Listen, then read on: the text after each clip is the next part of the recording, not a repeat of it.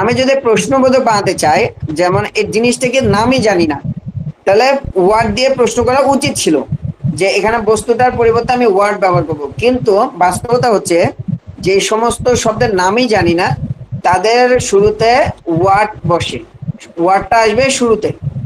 তখন কি হবে? হোয়াট ইজ দিস, এটা What কি? is this? What is that, ওটা কি? হোয়াট আর দিস, এগুলো কি? হোয়াট আর দোজ, ওগুলো কি? এই যে এখন প্রশ্ন, আর আগে শিখে এসেছে উত্তর। আমি যদি আপনাকে একটা ঘড়ি দেখা, একটা ফ্যান দেখায় বলতেছি হোয়াট ইজ দ্যাট, ওটা কি? কারণ আপনি তো বাংলায় বলবেন ওটা একটা পাখা, ফ্যান। তাহলে কি বলবেন?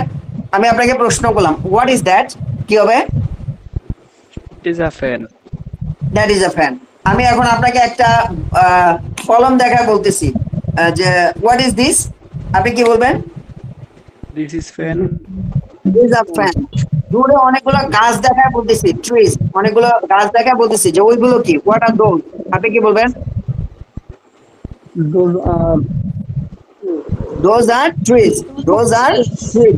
কারণ আপনি একজনকে বলতেছেন যে এটা কি তোমার ব্যবসা, মনে করেন ইওর বিজনেস, এটা কি তোমার ব্যবসা, তাহলে কি হবে?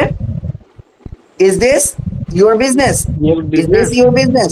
Is this your house? Is this your laptop? Is this your classroom? Okay. তাহলে what is this?